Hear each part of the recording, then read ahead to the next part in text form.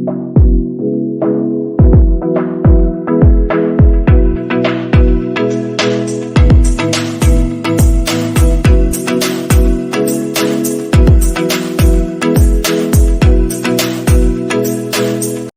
नमस्कार, एक बार फिर आपका मेरे YouTube channel yoga with doctor SP में हार्दिक स्वागत है।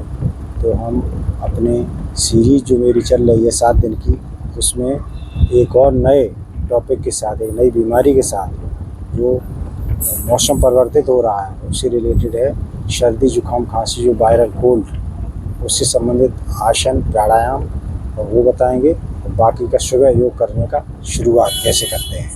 तो शुरुआत में वही हम करेंगे। तो शुरुआत में सबसे पहले हम किसी भी आसन में बैठ जाएं। इस समय हम सिद्धासन में बैठे, सिद्धासन, ठीक है। ये इस तरह से रहता है। ज्ञान मुद्रा या चुन मुद्रा में 3 बार ओम का उच्चारण करेंगे, गहरा पूरक करते हुए। ओ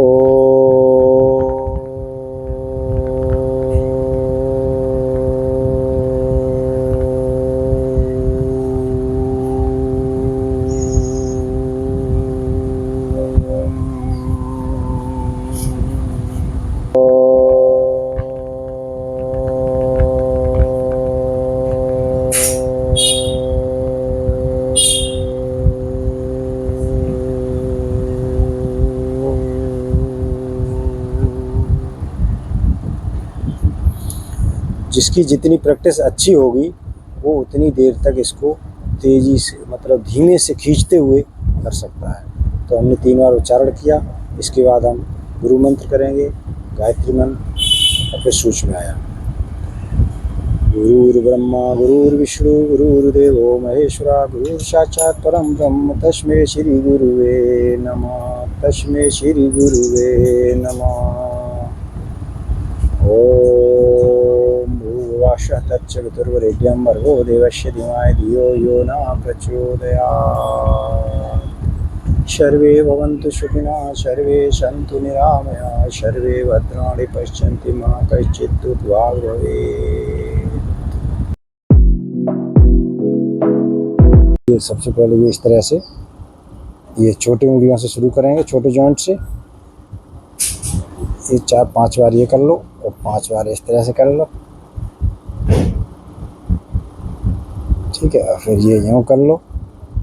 ये सारे जॉइंट आपके जो जकड़ जाते हैं या जिनमें यूरिक एसिड जमा हो जाता है वो उसके बाद ये क्लॉकवाइज, एंटी क्लॉकवाइज, ये डेली रूटीन में आप इतना करते रहेंगे। अगर इसको अपनी दिनचर्या में शामिल कर लेंगे तो आप इन छोटे मोटे दर्दों से या किसी बड़ी बीमारियों से बचे रहेंगे जो जॉइंट से रिलेटेड है।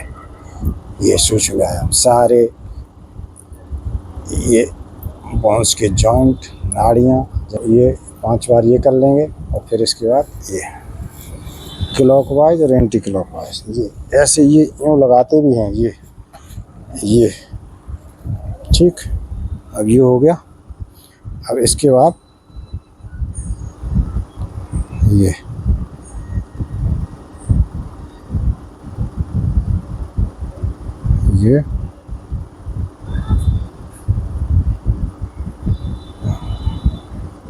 घुटने और उनमें मूवमेंट नहीं होगा। फिर गैप करके इस तरह से कर लेंगे और ये यूँ लगाएंगे। 5-5 बार कर लो। 15 से 20 मिनट समय ही अगर निकाल लेंगे आप लोग तो आप बहुत सारी बीमारियों से बचे रहेंगे। अगर बीमारी कोई हो गई है तो उसको भी अपने शरीर से धीरे धीरे निकाल सकते हैं। करना बस आपको ठान लेना है कि हमें योगा प्राणायाम डेली करना है, ठीक है। इसके बाद ये 5 बार ये तेजी से, ये फिर ये दोनों ये हो गया। अब इसके बाद कुछ इसमें आसन बताए गए हैं, सूची में आए वो। हाँ, गर्दन का रह गया, तो गर्दन का ये इसी तरह से ये पूरा ये इस तरह से, ये इस तरह से ये इस तरह से पूरा जाएंगे और ऊपर नीचे। ये 5-5 बार कर लें आप, तो आपको ये हो गया। अब पैरों के जॉइंट चल गए। अब इसमें कुछ ये रह जाते हैं, तो इसमें खड़े होके ये किया जाएगा।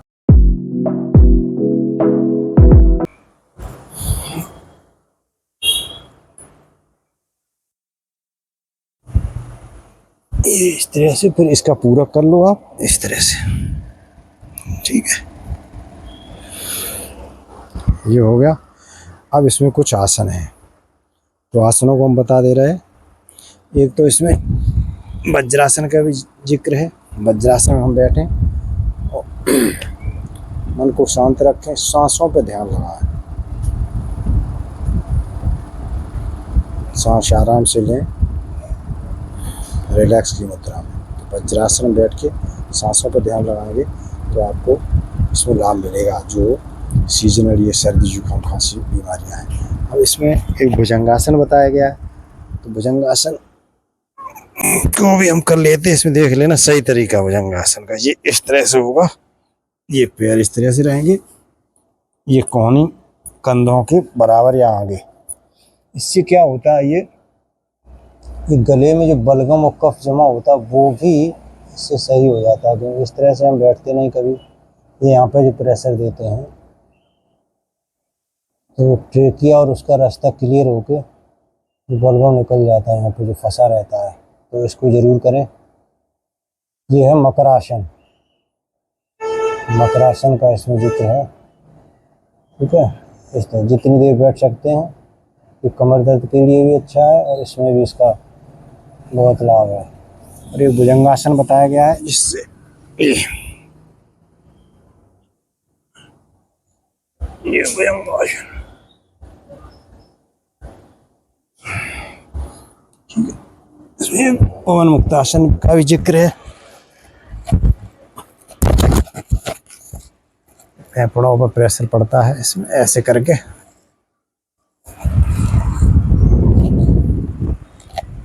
जी ये ऐसे करेंगे तो ये चेस्ट ये लग रहा है।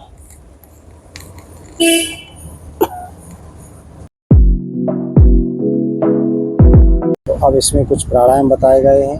तो प्राणायाम में कपालभाति प्राणायाम का इसमें बहुत बड़ा रोल है, तो बहुत ही उपयोगी है। सर्दी जुकाम खांसी जिसको रहता है, तो दोनों कपालों की सफाई होती है। जो भी कफ बलगम जमा है वो एकदम प्रेशर के साथ बाहर निकल जाता है। कपालभाति प्राणायाम का जिक्र आया है।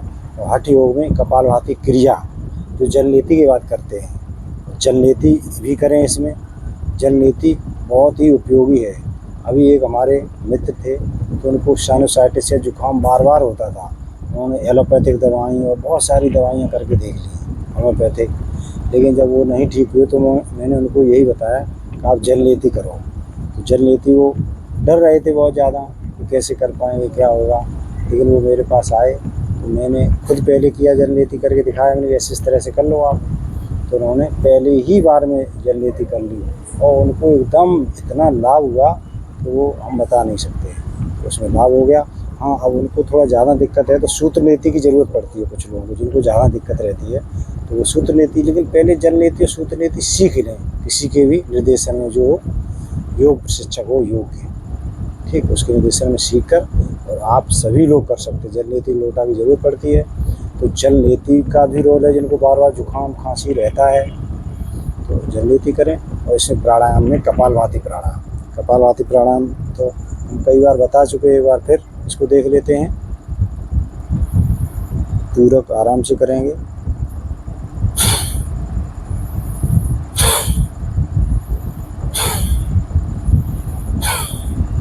प्रेशर के साथ हवा को बाहर निकालेंगे तो दोनों कपालों की सफाई होगी, कफ बलगम जो जमा है वो बाहर निकलेगा। 10 से 30 बार ये कर सकते हैं। और इसमें भस्त्रिका का भी जिक्र आया है, इससे फेफड़ों की भी क्षमता बढ़ती है। भस्त्रिका प्राणायाम डीप ब्रीदिंग, यानी एब्डोमिनल ब्रीदिंग भी बोलते हैं इसको। तो ये पेट अंदर बाहर होगा इसमें, जब हम सांस लेंगे तो पेट बाहर जाएगा।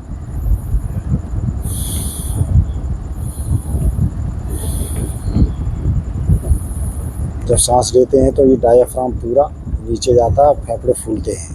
तो इससे फेफड़ों की क्षमता बढ़ती है, जो कंजेशन हो जाता है वो फेफड़े सही होते हैं धीरे धीरे। तो इसलिए इसका इसमें यहाँ जिक्र आया है।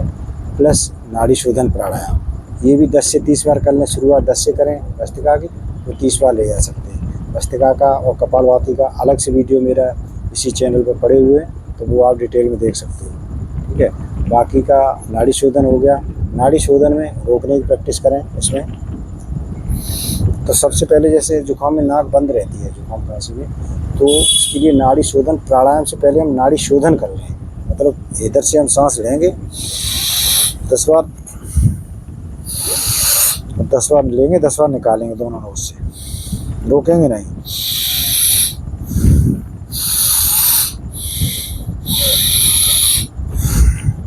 तो ये जब नोज खुल जाएंगी, नाड़ी का शोधन हो जाएगा, फिर प्राणायाम, फिर रोकने की प्रैक्टिस करेंगे कुंभक के साथ।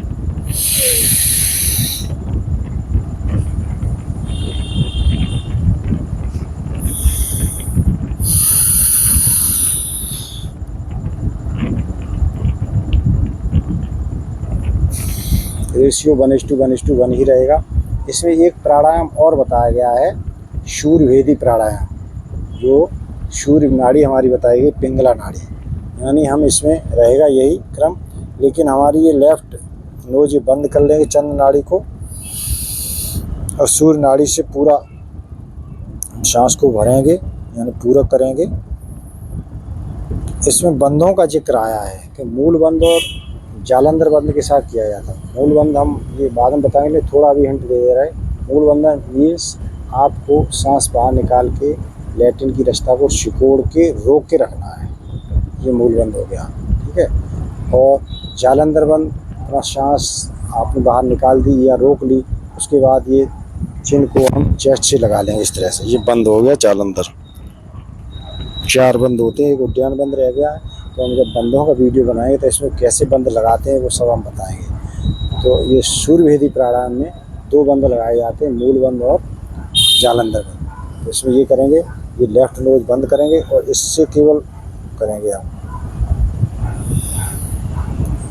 जो सूर्य नाड़ी है पिंगला, इससे लेंगे और फिर रोकेंगे।